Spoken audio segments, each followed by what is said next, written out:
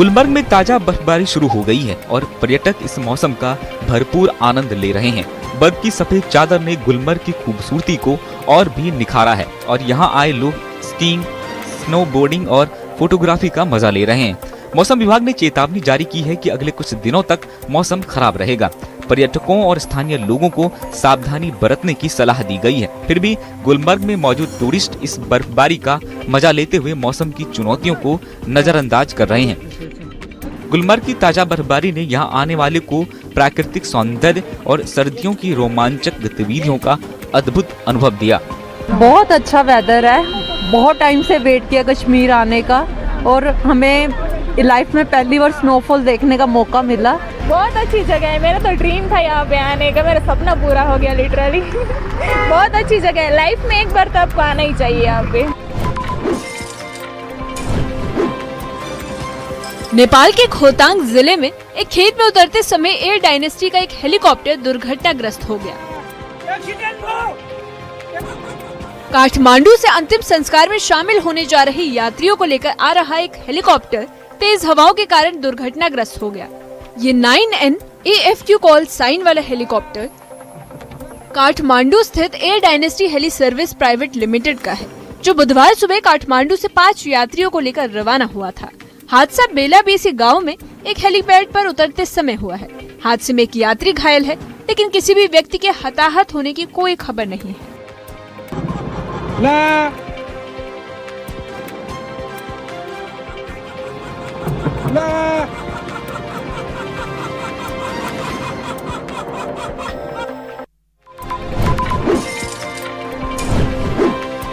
तीन मंजिले इस खूबसूरत आशियाने की तबाही की ये तस्वीरें जम्मू कश्मीर के सिंहपुरा तहसील के बाली हरिन गांव से आई है।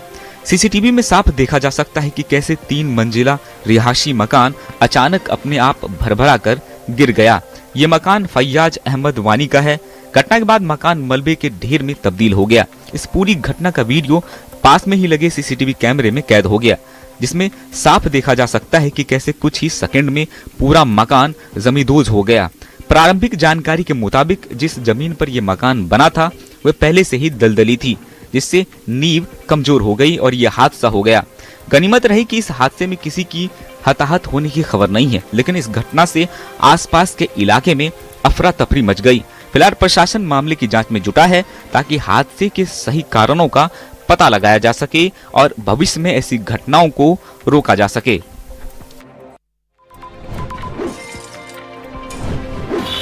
ये ज्ञापन लीजिए, ये भेज दीजिए, इसको दे दिया है। प्रशासन नहीं सुन रहा है, इसलिए आज इनको देने का काम किया है। खंडवा कलेक्टेरेट में एक अनोखा प्रदर्शन देखने को मिला, जो अखिल भारतीय विद्यार्थी परिषद ABVP के कार्यकर्ताओं ने बहस को ज्ञापन सौंपकर विरोध दर्ज कराया। पूनम चंद गुप्ता कॉलेज में कथित अनियमितताओं पर कार्रवाई नहीं होने से नाराज ABVP के कार्यकर्ताओं ने अनोखा तरीका अपनाया है। कार्यकर्ताओं ने कॉलेज परिसर में रेस्टोरेंट, कैंटीन संचालित होने पर आपत्ति जताई है। ABVP का कहना है कि इस मुद्दे को लेकर पहले भी निजी शैक्षणिक परिसर में धरना प्रदर्शन किया जा चुका है, लेकिन अब तक कोई ठोस कार्रवाई नहीं हुई है, जिसके चलते उन्होंने प्रतीकात्मक विरोध किया। वहीं प्रशासन का कहना है कि कैंटीन से जुड़ा मामला हाईकोर्ट में विचाराधीन है। इसके अलावा अधिक फीस वसूली के मामले में जांच के लिए कमेटी का गठन किया गया है। अधिकारियों के मुताबिक अब तक किसी छात्र या अभिभावक ने औपचारिक शिकायत दर्ज नहीं कराई है। प्रशासन नहीं सुन रहा है, इसलिए आज इनको देने का काम किया है।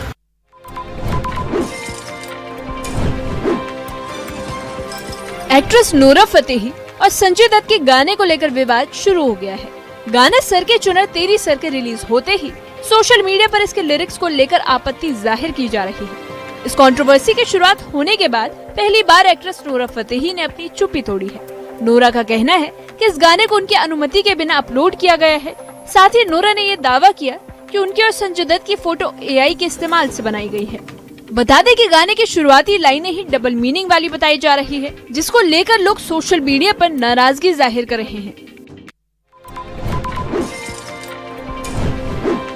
बॉलीवुड सुपरस्टार रणवीर सिंह की बहुचर्चित फिल्म धुरंधर द रिवेंज ने आज से पेड प्रीव्यू के साथ सिनेमा घरों में एंट्री कर ली है और रिलीज से पहले ही फिल्म ने जबरदस्त माहौल बना दिया है। इस स्पाई थ्रिलर को लेकर फैंस में गजब का उत्साह देखने को मिल रहा है। पहले पार्ट की बड़ी सफलता के बाद अब धुरंधर 2 से भी बॉक्स ऑफिस पर धमाका होने की पूरी उम्मीद जताई जा रही है। पेड प्रीव्यू के लिए दर्शकों ने पहले ही टिकट बुक कर लिए हैं, जिसके चलते कई शो पहले से ही हाउसफुल हो चुके हैं। फिल्म 19 मार्च को रिलीज होने जा रही है, लेकिन उससे पहले ही एडवांस बुकिंग ने रिकॉर्ड बनाना शुरू कर दिया है। जानकारी के मुताबिक अगले संडे तक के कई शो एडवांस बुकिंग पूरी हो चुकी है।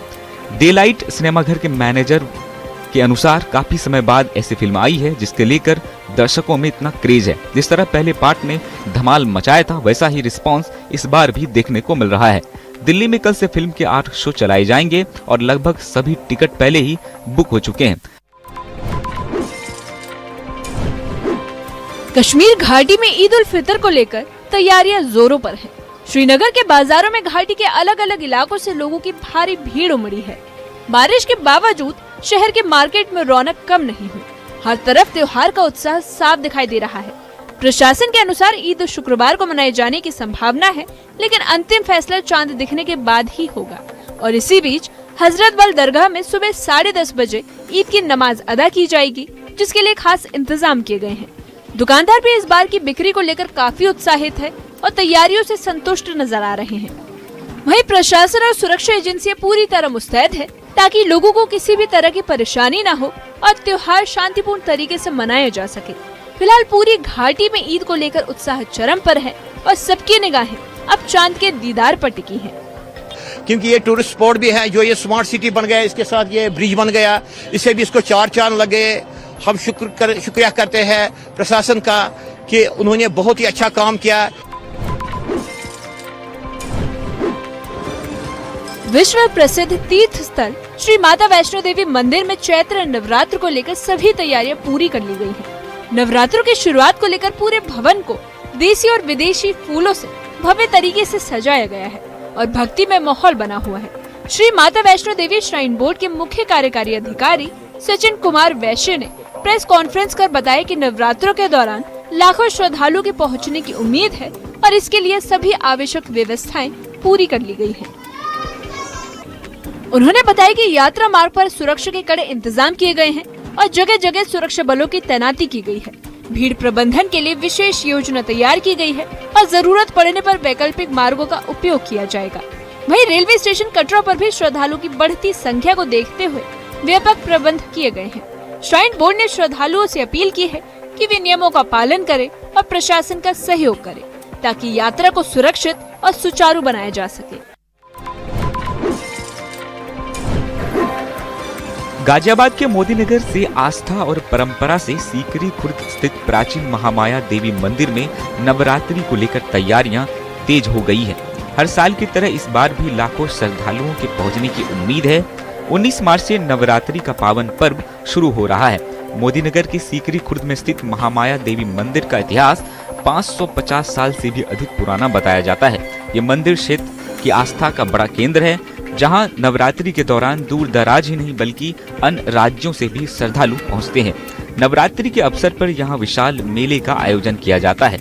मंदिर परिसर और आसपास के क्षेत्र को सजाया जा रहा है। व्यवस्थाओं को अंतिम रूप दिया जा रहा है ताकि श्रद्धालुओं को किसी भी प्रकार की असुविधा न हो। इस मंदिर की एक और खास पहचान है यहाँ स्थित प्राचीन बरगद का पेड़। बताया जाता है कि 1857 की क्रांति के दौरान इसी स्थान पर 150 से अधिक क्रांतिकारियों को अंग्रेजों द्वारा फांसी दे दी गई थी, जिसके चलते ये स्थान ऐतिहासिक महत्व भी रखता है। जम्मू कश्मीर के सीमावर्ती इलाके से एक बेटी ने मेहनत और हौसले की मिसाल पेश करते हुए एक बड़ा मुकाम हासिल किया है। पल्लवी शर्मा ने जम्मू कश्मीर प्रशासनिक सेवा JKS परीक्षा में शानदार सफलता हासिल करते हुए पूरे प्रदेश में 37वां स्थान प्राप्त किया। पल्लवी राजपुरा तहसील के नडाला गांव की रहने वाली है, जो अंतर्राष्ट्रीय सीमा से सटा हुआ इलाका है। खास बात यह है कि पल्लवी शर्मा पहले से ही पुलिस विभाग में सब इंस्पेक्टर के पद पर रामनगर में अपनी सेवाएं दे रही है। नौकरी के साथ साथ उन्होंने इस कठिन परीक्षा की तैयारी की और सफलता हासिल किया।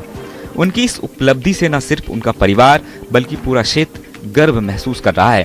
पल्लवी शर्मा की ये सफलता सीमावर्ती इलाकों के युवाओं के लिए एक बड़ी प्रेरणा है, जो ये बताती है कि हालात चाहे जैसे भी हों, मेहनत और लगन से हर सपना पूरा किया जा सकता है। मेरी जर्नी से अगर किसी को सीखने को कुछ मिलेगा तो मुझे लगता है कि फैमिलीज को सीखना चाहिए कि अगर आप बच्चे को ग्रो देखना चाहते हो कि आपका बच्चा ग्रो करे तो आपको किस वे में होना है। वो सिर्फ बच्चे की मेहनत नहीं होती, वो पूरी फैमिली की मेहनत होती है। एसडीआरएफ की ओर से बुधवार को नगर स्थित स्पोर्ट्स स्टेडियम पुंछ में खिलाड़ियों, विद्यार्थियों और युवाओं के लिए 1 दिवसीय आपदा प्रबंधन प्रशिक्षण शिविर किया गया, जिसमें assistant commissioner revenue Mohammad Syed मुख्य अतिथि रहे और क्षेत्र में आपदा प्रबंधन को मजबूत बनाने पर जोर देते हुए कहा कि नियंत्रण रेखा पर स्थित होने और सिस्मिक जोन 5 में होने के कारण पुंछ में हमें सभी को आपदा प्रबंधन में दक्ष बनाने की जरूरत है। इस अवसर पर एसडीआरएफ द्वारा उपस्थित लोगों को आपदा प्रबंधन के गुण सिखाए गए। सबको अवेयर किया जाए, स्पोर्ट्स वालों को, कॉलेज वालों को, कहीं भी कोई टीचर, कोई भी डिपार्टमेंट है, सबको इसलिएगा ताकि कहीं को अपनी मदद के लिए लोगों को अवेयर किया जाए, ताकि कहीं भी कोई आपदा आ जाए उसकी अपनी मदद के लिए वो खुद कर सकें।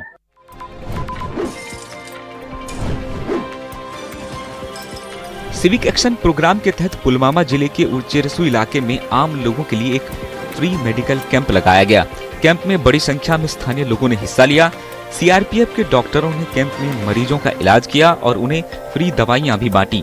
इस मौके पर लोगों ने सीआरपीएफ का शुक्रिया अदा किया और कहा कि ऐसे कैंप से उन्हें अपने ही इलाके में मेडिकल सुविधाएं मिलती है और उन्हें उम्मीद है कि भविष्य में भी सुरक्षा बल लोगों की सुविधाओं के लिए काम करेंगी।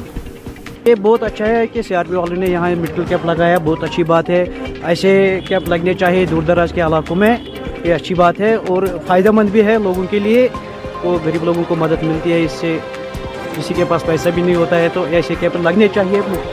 की दवाई है, डॉक्टर साहिबान भी बहुत अच्छे हैं।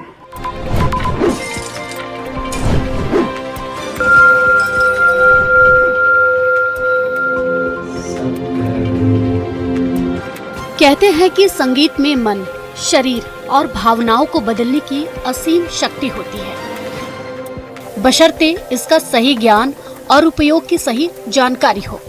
इसी ज्ञान और जानकारी के दम पर मंडी शहर निवासी दीपक मट्टू म्यूजिक थेरेपी की लौ जलाने का कार्य कर रहे हैं। दीपक मट्टू लोगों को म्यूजिक थेरेपी के माध्यम से तनाव मुक्त जीवन जीने की कला सिखाने पर जोर दे रहे हैं।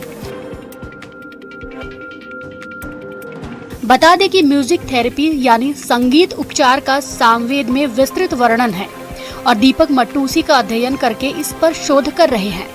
दीपक मट्टू के साथ अभी तक स्थानीय और विदेश के करीब 50 लोग जुड़ चुके हैं, जिन्हें ये ऑनलाइन और ऑफलाइन माध्यम से म्यूजिक थेरेपी दे रहे हैं।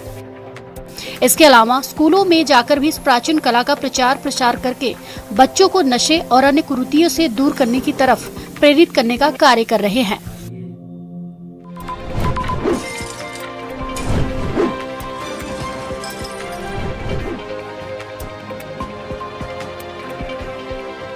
दिल्ली के पालम इलाके में लगी भीषण आग ने अब एक बेहद दर्दनाक मोड़ ले लिया है, जहां इस हादसे में जान गंवाने वालों का आंकड़ा बढ़ गया है। हादसे में कई लोगों की मौत हो गई है तो वहीं कई लोग घायल बताए जा रहे हैं। दमकल विभाग की 30 गाड़ियां पिछले कई घंटों से आग बुझाने और रेस्क्यू में लगी रही। लोगों के मुताबिक आग इतनी भयानक थी कि जान बचाने के लिए कुछ लोगों को बिल्डिंग की छत से नीचे कूदना पड़ा, जिससे इलाके में चीख पुकार मच गई। इस दुखद घटना पर मुख्यमंत्री रेखा गुप्ता और अरविंद केजरीवाल ने गहरा दुख जताते हुए पीड़ित परिवारों के प्रति अपनी संवेदनाएं प्रकट की। वहीं प्रधानमंत्री मोदी ने भी हादसे पर दुख जताया। इसके साथ ही आर्थिक मदद का भी ऐलान किया गया। मृतकों के परिवारों के लिए 2-2 लाख रुपए तो वहीं घायलों के लिए 50,000 का ऐलान किया गया।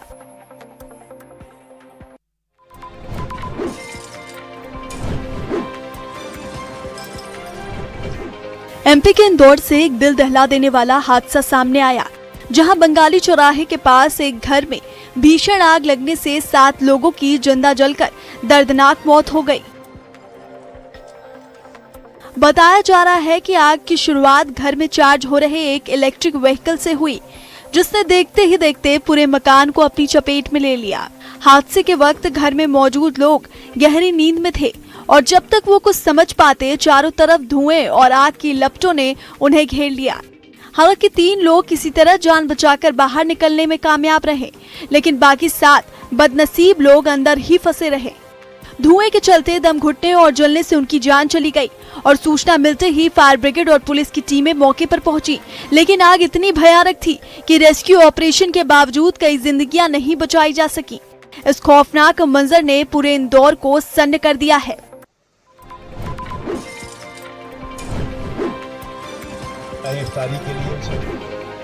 पुंछ में एलओसी पर तैनात भारतीय सेना की दुर्गा बटालियन ने शानदार रोजा इफ्तारी पार्टी का आयोजन कर पूरी दुनिया को भाईचारे की एक खूबसूरत मिसाल पेश की। इस खास मौके पर न केवल मुस्लिम समुदाय के लोगों ने रोजा खोला, बल्कि सेना के अधिकारियों, जवानों ने भी एक साथ बैठकर एकता का संदेश दिया। कार्यक्रम में शामिल लोगों ने सेना की इस पहल की जमकर तारीफ की और इसे असली भारत की पहचान बताया। स्थानीय नागरिकों का कहना था कि सरहद पर सेना और जनता के बीच का यह अटूट रिश्ता ही हमारे देश को बाकी दुनिया से अलग और मजबूत बनाता है। दुर्गा बटालियन के कमांडिंग ऑफिसर की मौजूदगी में हुई इस इफ्तारी ने साबित कर दिया कि वतन की रक्षा के साथ साथ आपसी प्रेम और सद्भाव ही सबसे बड़ा धर्म है। कड़ाके की सुरक्षा के बीच संपन्न हुए इस कार्यक्रम ने न केवल सरहदी इलाकों में शांति का संदेश दिया, बल्कि देश की अनेकता में एकता की तस्वीर को भी और भी गहरा कर दिया।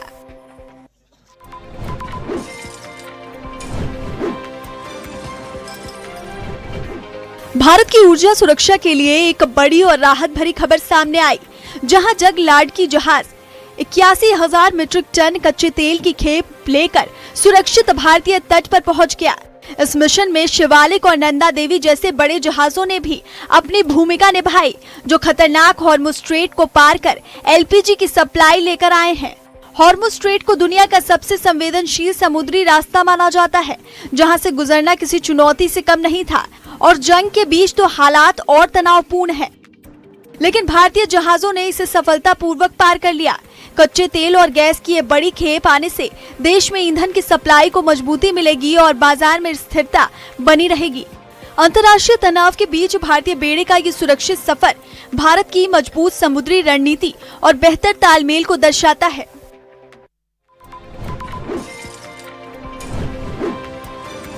मुंबई पुणे एक्सप्रेसवे पर खंडाला के पास एक रोंगटे खड़े कर देने वाला सड़क हादसा सामने आया, जहां एक बेकाबू कंटेनर ने भारी तबाही मचाई।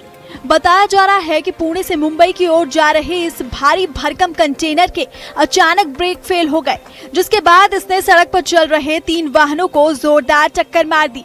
हादसा इतना भीषण था कि टक्कर मारने के बाद ये कंटेनर पास से गुजर रही एक कार पर जा पलटा, जिससे कार पूरी तरह पिचक गई और उसमें सवार 3 लोगों की मौके पर ही दर्दनाक मौत हो गई। आदोशी सुरंग के पास हुई इस घटना के बाद मुंबई जाने वाली लेन पर गाड़ियों की लंबी कतारें लग गई और काफी देर तक ट्रैफिक जाम की स्थिति बनी रही। घटना की जानकारी मिलते ही महामार्ग पुलिस और बचाव दल की टीमें तुरंत मौके पर पहुंची और क्रेन की मदद से दुर्घटनाग्रस्त वाहनों को हटाने का काम शुरू किया गया। बेंगलुरु के व्यालिकावल इलाके से विरोध प्रदर्शन का ऐसा अनोखा और हैरान कर देने वाला मामला सामने आया, जिसे सुनकर हर कोई दंग रह गया। यहाँ एक परिवार ने त्योहारों के सीजन में बढ़ते बस किराए के खिलाफ अपना गुस्सा जाहिर करने के लिए एक बुजुर्ग शख्स को ही बोरी में बंद कर पार्सल बनाकर भेजने की कोशिश की।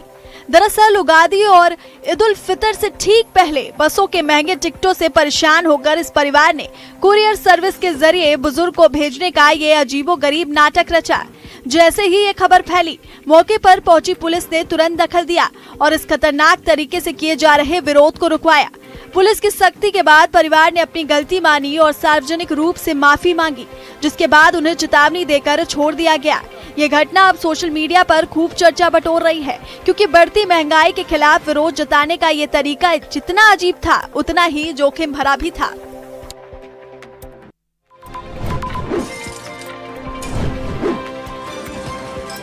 चंडीगढ़ के पौष इलाके सेक्टर 9 में उस वक्त सनसनी फैल गई जब जिम से बाहर निकल रहे एक युवक पर ताबड़तोड़ फायरिंग कर उसे मौत के घाट उतार दिया गया।